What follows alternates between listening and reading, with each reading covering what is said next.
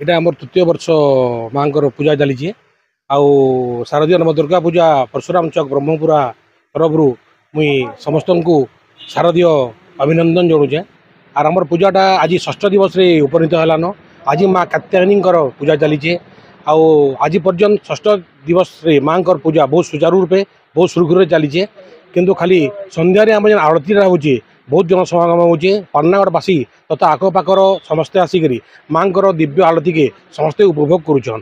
किंतु आरती सरला आम सांस्कृतिक कार्यक्रम हबार कथा आम प्रत्येक दिन प्राय आम बढ़िया बढ़िया सांस्कृतिक कार्यक्रम रखीलु किंतु वर्षा लगी आमर टे सांस्कृतिक कार्यक्रम आज पर्यंत टे भल कर नहीं पार्बार नैले आम पूजाटा बहुत बढ़िया चलीचे। आर आमर एस्टिमेटा प्राय 12 ରୁ 14 लक्ष भितर आसुचे। आमर पेंडालटा भी जेन बनाई इतर आमर बाहर कारीगर मैंने आसिक आमर साजसज्जाटा करिछन। इलेक्ट्रिसिटी आम जेन डेकोरेशनटा भी इतर बहुत बढ़िया होइछे।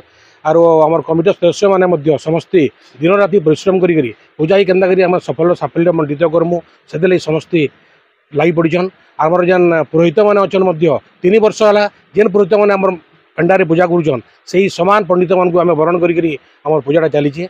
आर आमर बिहार गोटे आमर पंडितटे आइछन से बहुत बढ़िया पूजा ये जगह सुचारू रूप से माँ पूजा करुछन। परिकल्पना इटा हठात आम 6-7 जन बसलु आर आमर प्रद्युम्न दादा आसिक आमको नवरात्र दुर्गा पूजा कर्मा बोलिक आमको प्रस्ताव देते। आर से जगह पहला आम डरुलु जेहेतु गोटे नाम दुर्गा पूजा आगु 23-24 वर्ष होलान होउतला किंतु आम 3 दिन करूँ बोली भावलु किंतु समस्त को से नहीं समस्त साहस जुटाले आरो आमर 7-8 जन के नहीं ये परिक्रमाटा कले। तापर आमर ब्रह्मपुरा समस्ते आमको सहयोग करिछन तार संगे संगे आमर पाटनागढ़ समस्ते आमको सहयोग करिछन आज पर्यंत। आरो आमर गोटे फाउंडर मेम्बरटे कराइछे से फाउंडर मेम्बर माने आमको केना साहाय्य करिछन तांकर लागि आर आमर ब्रह्मपुरावासी पाटनागढ़वासी लागि आमर ये पूजाटा आज साफल्य होइछे। मन रखी जोशी ब्रह्मपुर बासिंदा। पहला तो समस्त को आपणकर चैनल माध्यम मुझे शारदीय अभिनंदन जनाऊे। देखुन आम एटा तृतीय वर्ष लगी पूजा अनुष्ठित होउछे। पहला तो आम कॉलेज छकरे नवदुर्गा पूजा दीर्घ 24 वर्ष है होउछे। आम जेन पूजाटा आरंभ कलु आमर मुख्य लक्ष्य था जेन माने आमरी पेरीफेरी भितर जेन माने उद्बुद्ध है समस्ते आमको अनुरोध कले जे इने बलदेव जी मंदिर अच्छे यहाँ गोटे आध्यात्मिक पीठ है इने देवी भी गोटे शारदीय पूजाटे हबार आवश्यकता अच्छे यहाँ अनुभव कले एवं समस्ते जो अनुरोध कले आमर ब्रह्मपुरार जेन युवगोष्ठी अच्छन और पाटनागढ़ किसी युवक बंधु मैंने से मिश्रित उद्यम कले एवं पहला जेन प्रथम वर्ष लगे आम अनुष्ठित होता है शारदीय नवदुर्गा पूजा आमरी रथखला ब्रह्मपुरा ठारे यहाँ गोटे संघर्षपूर्ण थिला किंतु परवर्ती समय जिते बड़े लोक मैंने बुझीगले प्रकृति यहाँ गोटे हबार आवश्यक अच्छे समस्ते स्वतः प्रवृत्त भाव में आसिक सामिल हेले एवं तापर पूजाटा बहुत सुंदर भाव में है।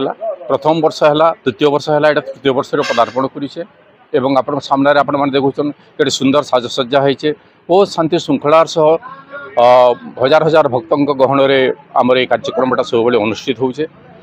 तापर बहुत बदान्य व्यक्ति अच्छन जेन माने कि आर्थिक सहयोग भी करुछन शारीरिक सहयोग करुछन एवं से आशीर्वाद दौन आमको मानक जेटा के आगे नियो आउ सुंदर भाव में आउ बहुत आकर्षणीय भाव में जेनता है परवर्ती समय चेष्टा करवार लगे से आमको अभिप्रेरित करुछन। आप चैनल माध्यम समस्त को धन्यवाद दूचे मुझे धन्यवाद दूचे आम ब्रह्मपुरा बासिंदा को एवं ब्रह्मपुरा पेरीफेरी जितकी भी अच्छन जितकी भी बंधु मैंने आत्मीय स्वजन समस्त सहयोग करुछन समस्त को बहुत धन्यवाद दूचे। इमानकर सहयोग लगे एका आम आज तृतीय वर्ष पदार्पण करूँ एवं पूजाटा अनुष्ठित करूँ। सनत कुमार भाई पाटनागढ़ बहुत सुंदर होचे। पाटनागढ़ जिते भी दुर्गा पूजा होचे ब्रह्मपुरा जेन आयोजन कराई 3 वर्ष है नवदुर्गा पूजा बहुत सुंदर परिवेश एवं बहुत सुंदर आध्यात्मिक चिंतन इन जेन भी प्रोग्राम माने जिते सुंदर करा होचे बहुत सुंदर होचे बहुत सुंदर सांस्कृतिक कार्यक्रम बहुत सुंदर भजन समारोह रखाई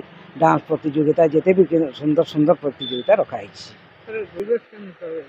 बहुत आध्यात्मिक परिवेश माँ अवतरण होती धरा पृष्ठ में समस्त को आशीर्वाद प्रदान करबे एवं पाटनागढ़ गली कंदी भी होचे पाटनागढ़ नवोदय कॉलेज छक हो कि ब्रह्मपुरा हो कि आमर गढ़ भीतर हो सबू माने माँ आशीर्वाद चल बहुत सुंदर परिवेश। माँ दुर्गा आशीर्वाद रहू समस्ते भर रही था। यहाँ हूँ माँ दुर्गा ठार मोर कामना।